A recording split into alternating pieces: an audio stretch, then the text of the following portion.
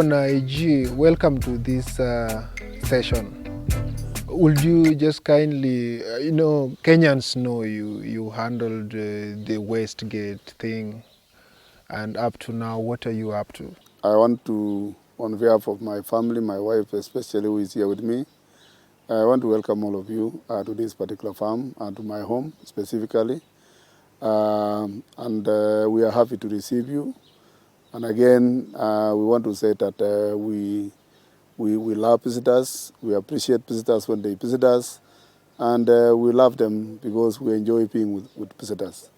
Number two, I want to point out that after active service, after serving Kenyans for a long time, then I decided that I should actually leave the active service and retire to come back home. And here we are now at home. I'm not in any government employment.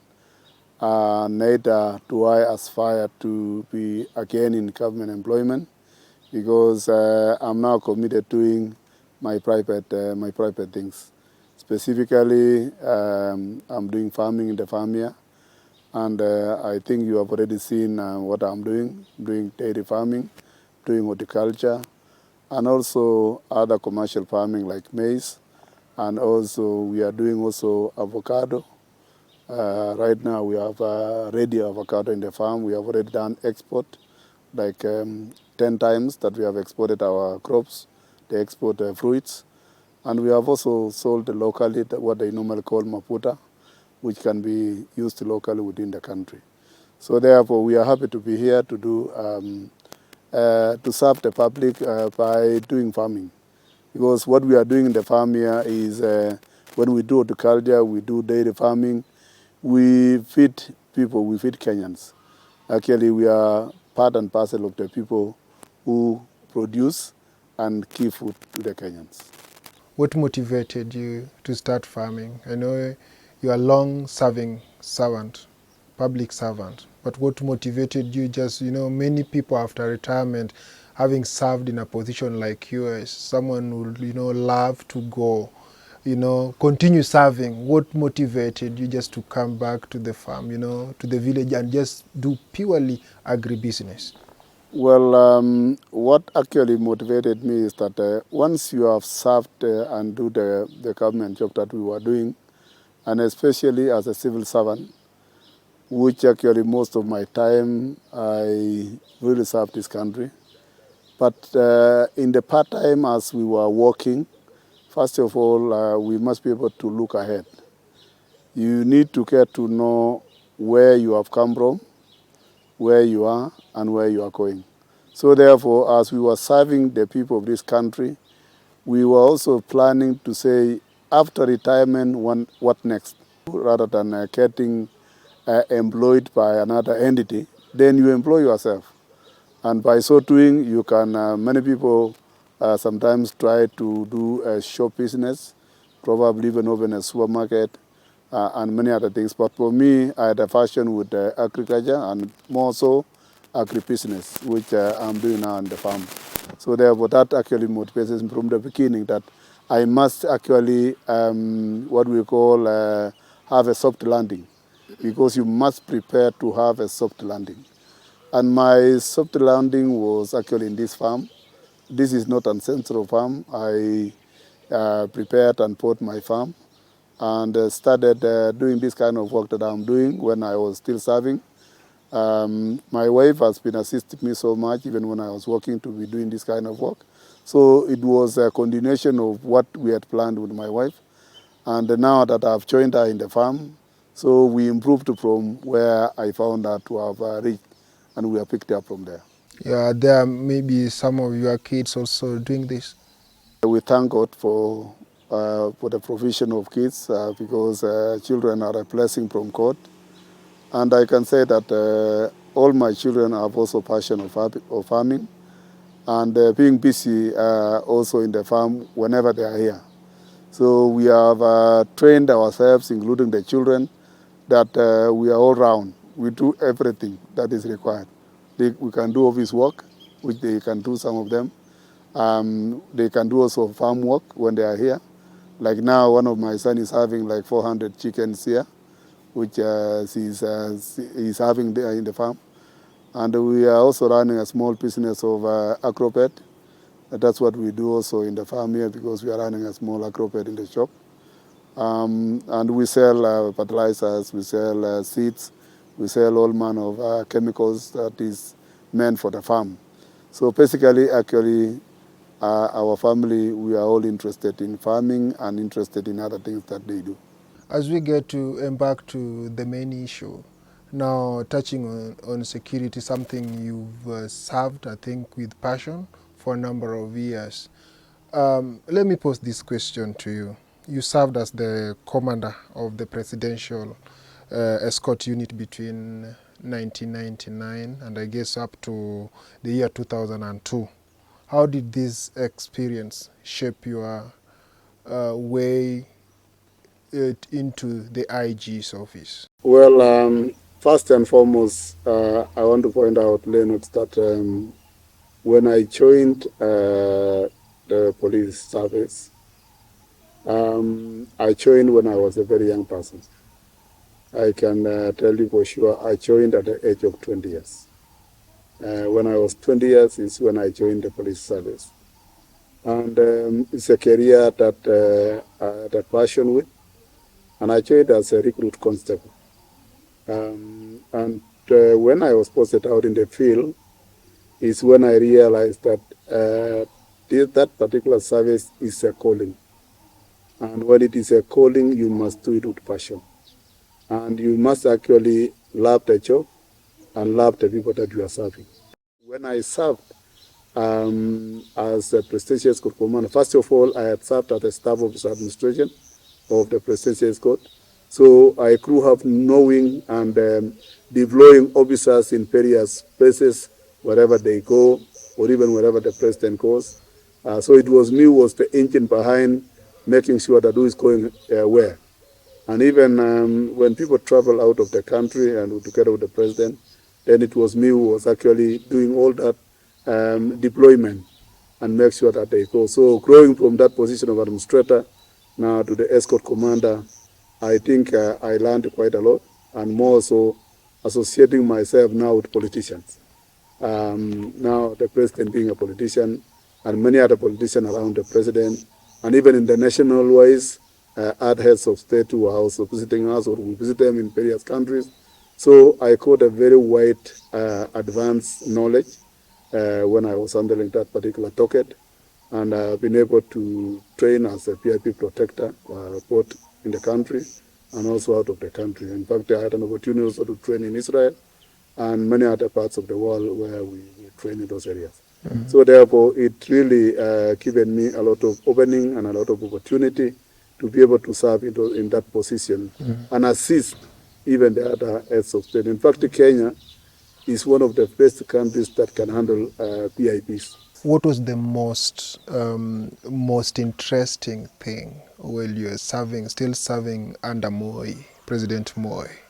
What was the most interesting thing and most weird thing you went through in his government?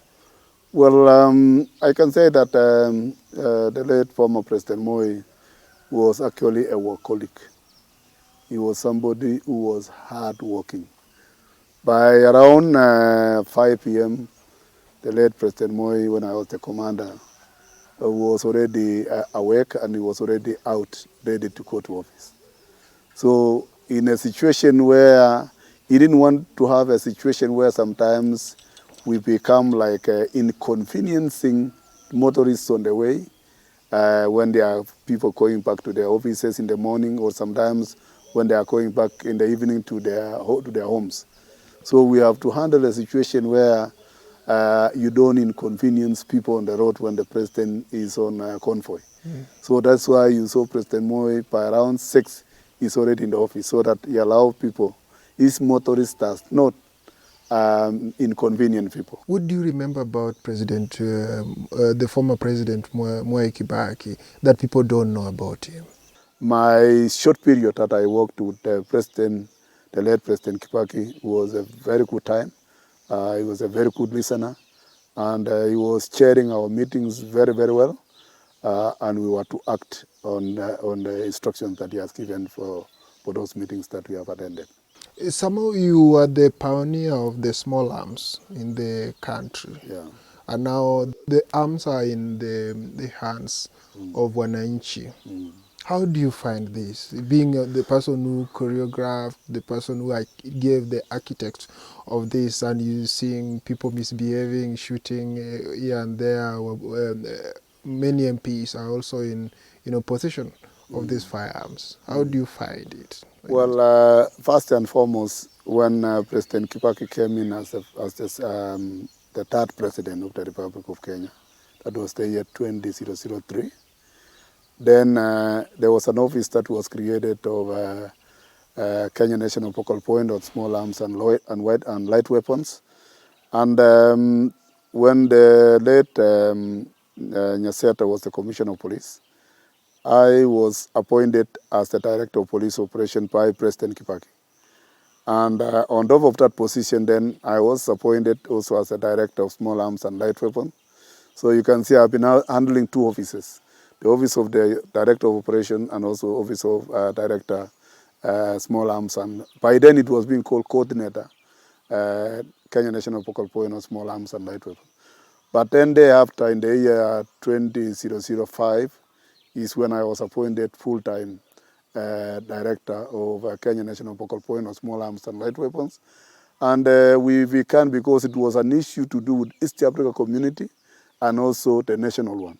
So we had an office in for the East Africa community that was headed by Dr. Sang. East Africa community and beyond, together with other countries that brought us around us. And also it was an issue that we were supposed to implement the UN convention on the issue of illicit small arms and light weapons. So in essence, actually during my time, we addressed and we collected quite a number of illicit arms from the hands of civilians. And I can remember that we destroyed those arms at Uhuru Curtain for almost like 4 times during my time. And quite a number of thousands of guns and ammunition were destroyed. So therefore, and again, it was a matter of also going to create awareness to the members of public that where we have illicit guns in the midst of public, then our lives is not safe. After this, we continue with this interview, but let's find what is in the books from the IG's library.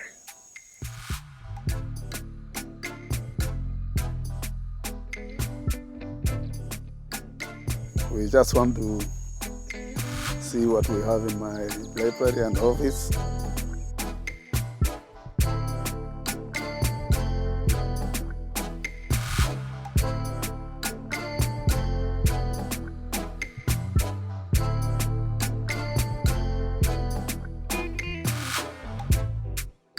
Welcome back to this session. We are continuing with the interview with the retired IG, that is David Kimaiyo, who is giving us an insight of the security situation in the country currently. Welcome, Bwana IG.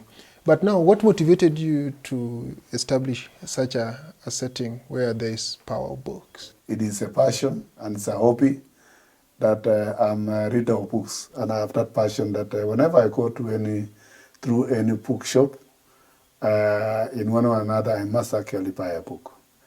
And that's why there is quite a number of collection of books behind me here.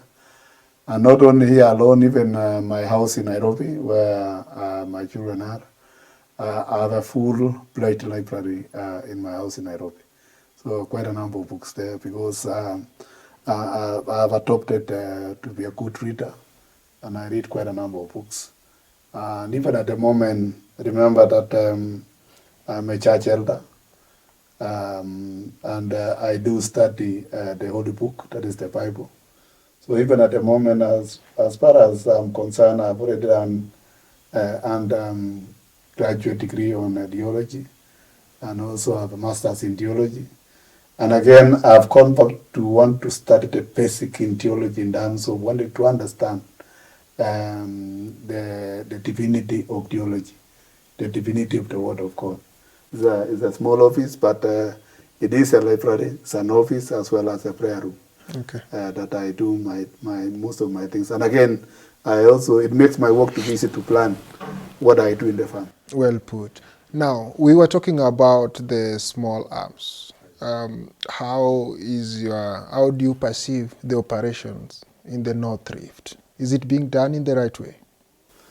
Well, I can tell you from my experience as an expert of security as well, because definitely I'm an expert in security area. There's no way a forced operation can succeed in any way. All operations that is to address matters of security is actually going to be successful when we do that, something that we call peaceful operations, simultaneous peaceful operations, or what we call, even in the area of small arms, we call simultaneous peaceful disarmament. So we do simultaneous peaceful disarmament accompanied by development. So you cannot succeed to do a forced disarmament when there is nothing like development that is being followed. So definitely disarmament, forceful disarmament must be followed by development. And by so doing, people will volunteer to surrender. Was there an issue of banditry during your tenure in your office? No, that's why I'm saying that in the 2 years that I've been Inspector General, there was nothing down there in the career file like cat rustling. In fact, we had issues to do with Baringo at the port of Turkana, and also the areas of GMC in Baringo, the other side, that we were able to manage. In fact, by then, the current president was the deputy president. What has changed? And he sent me personally to be on the ground most of the time. The only problem that we were not able to manage now is the issue of the Pokos and the Turkanas, where even we lost some officers down there in Kapedo.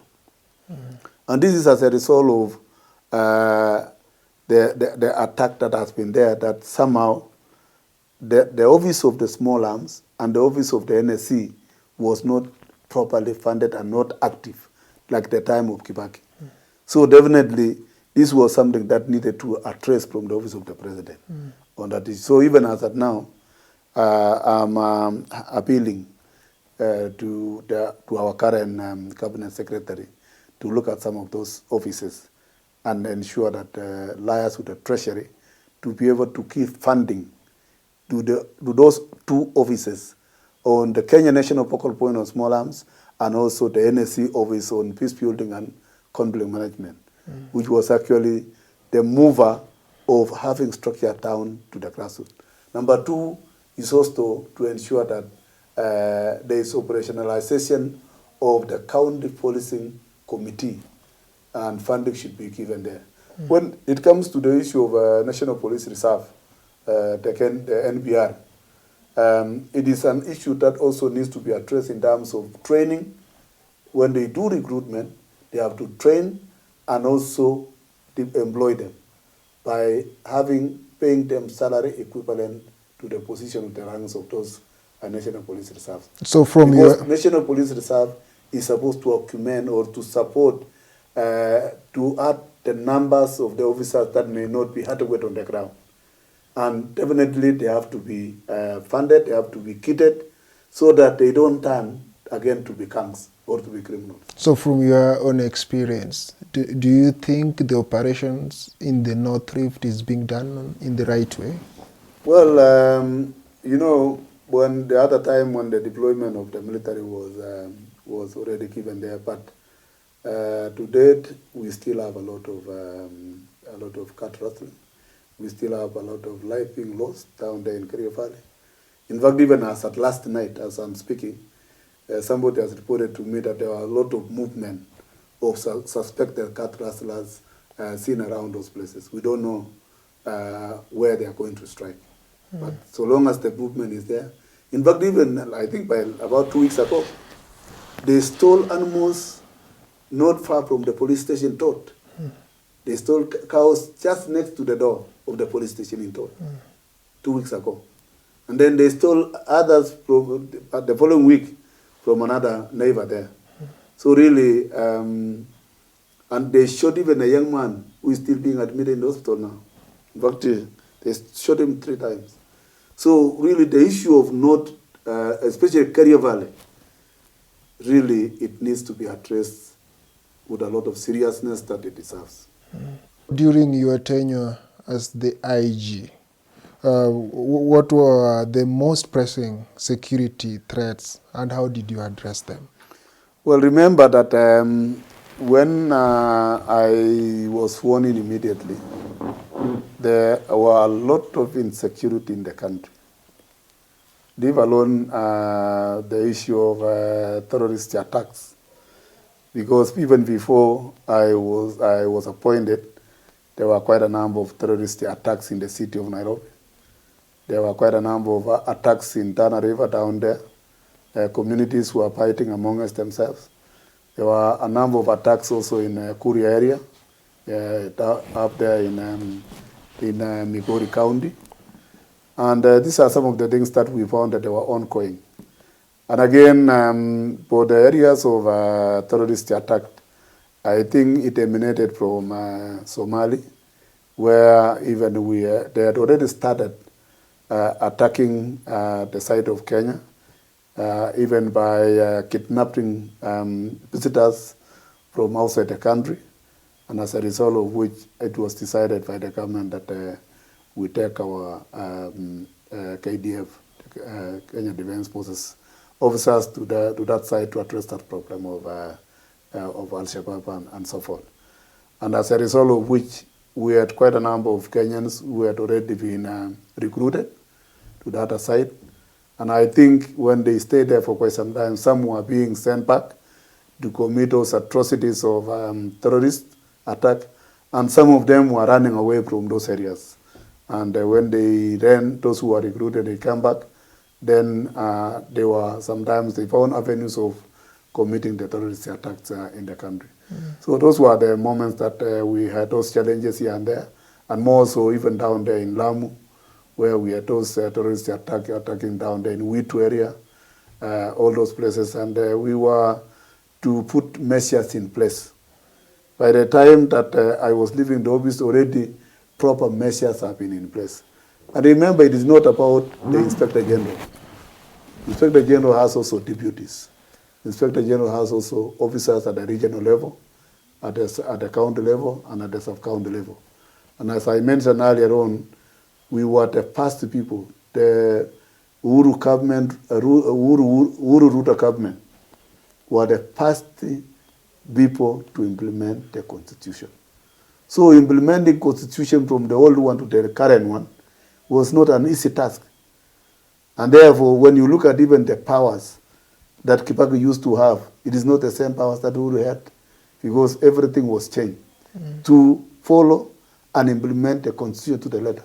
Now that you've touched the issue of terrorism, especially the Westgate attack, terror attack, what do you remember about it? It was a very nasty incident, which some of us, we regretted why it happened. You know, initially it was almost like a robbery attack that was attacking that place. But only to learn later on now it was a terrorist attack. And we had planned that quite well. But somehow it was not managed properly because of a mixture of orders and instructions from very many quarters. And that's why that particular thing, because already, even as we were addressing that problem, already the terrorists had already left the place. Who failed? And some of them, we had already managed to neutralize them. So, but it took quite some time because of the confusion that was there at that particular time. Who failed the operation? Pardon? Who failed in the operation? No, we cannot say that, you know, the entire operation is supposed to be the National Police Service. But now when there is a mixture of also having friendly forces coming in, then definitely you cannot say who was taking whose orders. So it has to take quite some time to be able to cool things down so that now to leave to the other people. Was there a central point where the police, the security apparatus were receiving orders just to do the manning and operations? Definitely, when such kind of incident happens, the most important thing first is to establish the operation center. So we have to find out where we can operate from and who is supposed to be in charge of that particular operation. Do you think you manned it in the right direction or in the right way? Well, at that point? To my best of my knowledge and the ability and skill, we managed it to what we could be able to do at that particular. Situations change as it is dictated on the ground. Still on the issue of the waste gate, you are the man at the helm of the security at that particular time. Kenya has lived to not know exactly what transpired. You yourself, did you ever saw the terrorists? That when that particular incident happened, I was in the office, over the weekend, and it was in the afternoon. So I left the office, called my minister, and we met together at the site, at the scene of the incident. I remember even me wanting to go in myself to find out where these people. So I cannot tell you for sure that I saw somebody by my eyes that this one is a terrorist, this one is not a terrorist, because the whole place was, incidences. People were trying to get injured from inside, rushing, because immediately it was immediate, and it was still to pick some people who were injured to rush to the hospital. So definitely I cannot say that I saw somebody who was armed who became a terrorist, but definitely we arrested some people later. Were you briefed in terms of the pictorial evidence that there were terrorists at the Westgate Mall? Yes, we did that, and even we collected evidence, and that's why we were able to make arrest and secure conviction in court. Yeah. So it is not a matter of chancing as to whether these ones are not the people, because we have evidence, we have investigation that was carried out. We collected samples on the ground, and quite a number of other connections that we had. Being the head of the police, I was a hands-on person, and everything must come to my hand. So sometimes people rise to a situation where they do not know what is happening on the ground.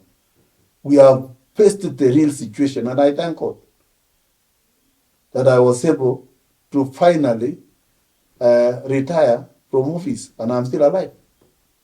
We have faced a lot of challenges, confrontation of criminals. We cannot say everything. Yeah? If everybody would have said how they went through a certain security situation in the country, people would not have believed. And again, if it was not me who could have faced it, who else would you want to have faced it? Who else? So some of these things we must face them, and we must confront them, and we must deal with them in accordance with the law and in accordance to the situation on the ground at that particular time. Sometimes decisions must be made. Even if it is a wrong decision, it is a decision. It's not an issue of not making a decision. You must make a decision. And at that particular point, then your decision that you made, you think that it was the right decision.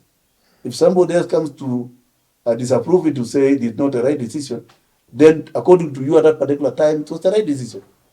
And that is how to move, and that is how leadership can be, and how to manage issues of security. It's almost the same thing that people the other day were saying, that the president should not be able to approve to send officers to ID. Then I was telling people, why? Was it the right thing? It's a call of duty that has come.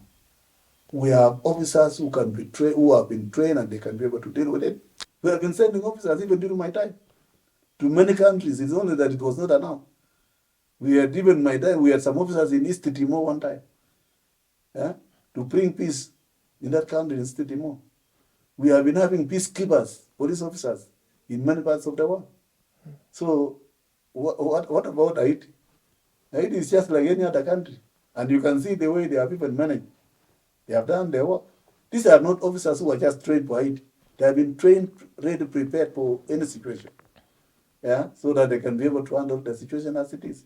So therefore, these are our children, these are our officers, and these are Kenyans who have been trained to address certain issues. If you are to be called back to serve Kenyans, will you ever take up the job? The Constitution of Kenya is very clear on when there is a call of that nature that requires even former officers to come back. But as it is at the moment, I'm not in a position to go back to the government. But when that situation demands, and it's a call of duty by the government to say we want so and so, why not? It's my country. I have to serve. I have to provide the services required. You see, it reaches a stage, Lennox, where when your services are no longer required, nobody requires you. Yeah? True. It is your services that is required. It is not Kimaiyo that is required. It's my services. And when your services Lennox is still required, you still serve in that institution where you are. There are a lot of interferences from maybe the political side, the executive, judiciary. Were you ever summoned by the court, to appear before any court of law to paint a picture or give a clarification? How did you handle the issue? And how do you find the tiff between, now the police service and the judiciary? Even me, I was summoned several times. If we allow every court to be summoning Inspector General, how many courts will be appearing in this country? Because that's why Inspector General has other officers under him. He will delegate. Because it is not him as a person, it is the office. Well, I'm a trained PIP protector. Fully trained and properly knowing the procedures and the protocols that are required. The scenario like that one, which I don't want us to mention names, is that the normal and ordinary protocol way of doing things and procedure is that officers can be changed anytime for a certain purpose, either to go for training or to be able to be transferred out. And then new officers are taken and introduction is done properly. That we want to change so and so because of ABCD, and we want to bring this so and so, or maybe if there is somebody else whom you think that it can be brought to serve the same purpose, we can keep that leeway. Mm-hmm. But ordinarily, it is not a must that we give that particular leeway that you choose your own person.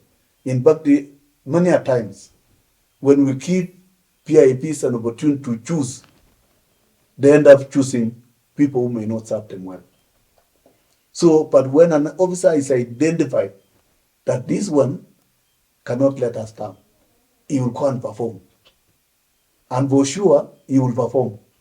That is the right way of doing things. So the procedure now was to inform the PIP that there will be a change of so and so, whom we think that he needs to undergo a training. Mm. Because training is important for that officer upbringing. Training for the officer to be better person to serve. During the Gen Z protests, do you think there were a bit of interferences on how the IG who was in charge, Koome, and also when he resigned, he gave, he passed the mantle to now Douglas.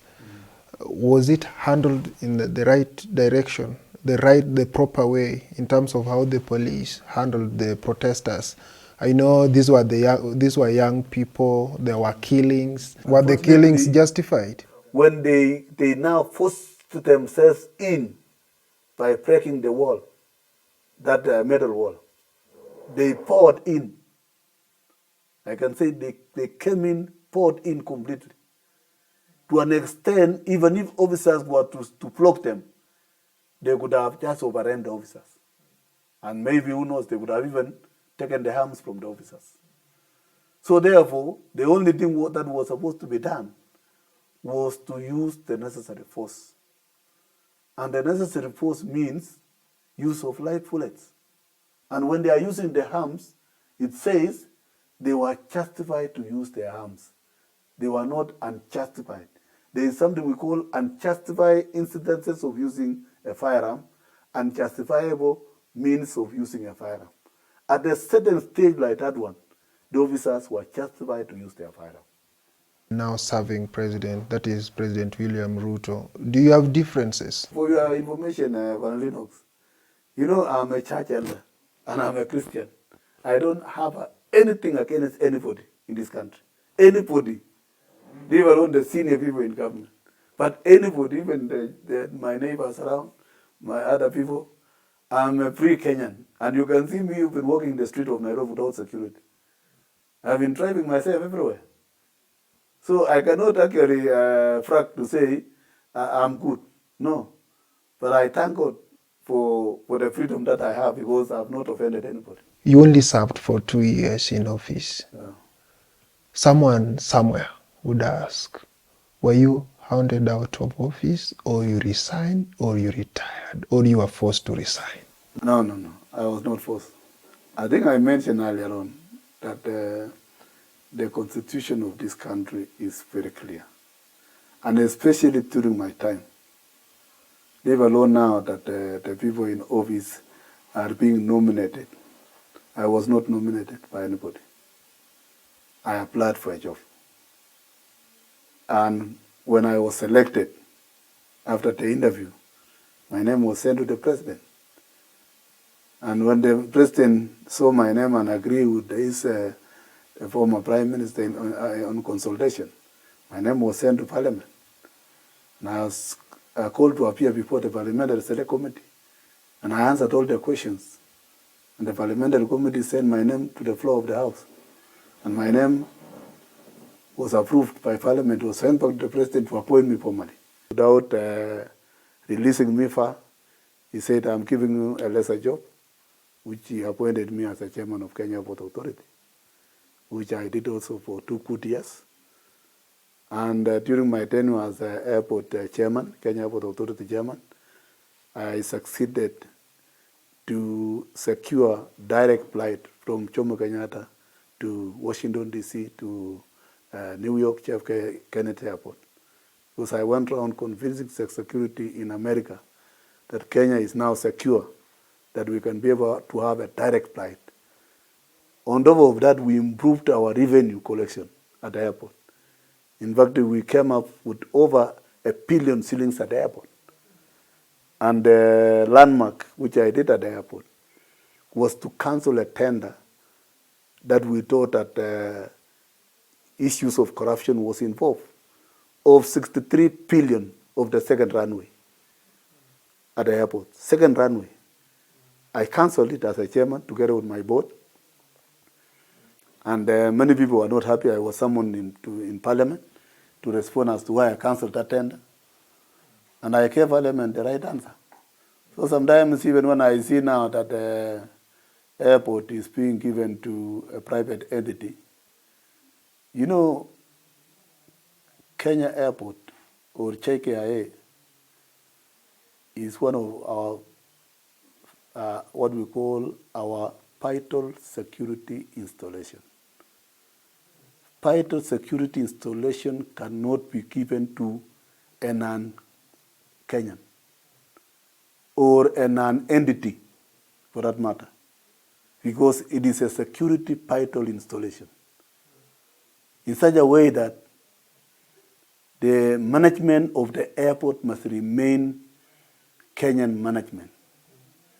But if it is in terms of development, I have no problem with PPP coming in. Once the government has done the proper procedure, a tender has been done properly. So do you support the Adani deal? For me, I don't support that if it's actually being given to run the affairs of the airport. If it's given to do development, but with no harm of running. For example, like I was seeing the staff of the Kenya Airport Authority demonstrating. It means their job is at stake. If a private person is given to run the airport, he will bring Indians or he will bring other foreigners to run. So to me, I support the PPP for development, but I don't support any PPP person to come and manage and run the vital installation, vital security installation. I will advise the government to go the other way around. Because me personally, I will advise the government, even the minister responsible for that, to allow the Kenyans to serve. We are professionals at the airport. okay. But to allow the private entity to develop. Okay. But now when I'm seeing that the 30 years contract, 30 years, where will be the country? So I'm looking at the security of the country. I'm looking at the security of the people who are employed at the airport. Well What put. will happen with them? Well put. Remember when I was the chairman there, we didn't have any leakage at the airport. Okay. We addressed, any leakage could come, Okay. but we addressed it. Even the blockage of sewerage, the blockage of water, we addressed it. Okay. And the airport was running. Not that it was not raining, it was heavily raining. Okay. As we wrap up this, what's your parting shot? Well, my parting shot is that I want to encourage our leadership to continue providing the leadership that is required for them to do as per the law, as per the constitution. Number two, also want to appreciate and thank the government of the day, especially for us as farmers in this particular area, where we have now, for the last, we can say, 2 years, that we have been able to buy subsidized fertilizers in our cereal boards, despite the challenges that we faced this year, that some fertilizers were somehow interfered with by some scrupulous people, and I think the government has addressed that. Therefore, I want to appreciate and thank the President. Finally say, let us implement the county policing authority or county policing committee. Let all the counties that we have our governors be funded for that particular area, so that issues of security can be addressed in those places. And maybe the issue of the teachers, because we are also affected somehow, especially the JSS classes, and to appeal to the Ministry of Education and through the DSC to really move faster, because we are hearing that they are going to recruit 46 these interns that are already in the internship, that they need to confirm them. We need to confirm the interns to be permanent teachers, so that they can be able to teach our children, and more so to recruit more teachers, because in areas where we are, especially in my rural area in Marakwet East, we have schools that have no teachers at all. We have schools with one teacher of JSS. And you can see now the grades that we have up to grade 8. Next year we are going to grade 9. So definitely we want the government to address the issue of education. And I'm happy that the President has formed the task force the other day to address that problem that the university student had on the issues of what do they call the university funding model. Yeah, in that model, the new model that he came up with. So I saw the President appointing a task force to address that, especially task force with professionals who knows and understand education, so that the issue of isolating or identifying or our children should be narrowed, and especially when we are the health. The health used to have that model which was very well addressing the issues of those who come from poor family, the issues of those who are middle level, and also the ones that we can be able to pay. We want the police officers actually to go back to school. Let them be allowed, whoever want to further his education or our education, let that openings be there. I'm a product of the police officers who got government scholarship through the police office of the President. So I did my master's being paid by the government. I did my PhD being paid by the government. So I'm happy that let that particular leeway or avenue be allowed to the officers to continue to further the education, so that we have people who are broader mind, people who are able to address issues when they know very well that this is the right procedure to do it. So thank you very much. Thank you, Bwana retired IG. That was our insight with the retired IG, that is David Kimaiyo, giving us an insight on the security situation in the country. Until the next episode, my name is Lennox Sengre.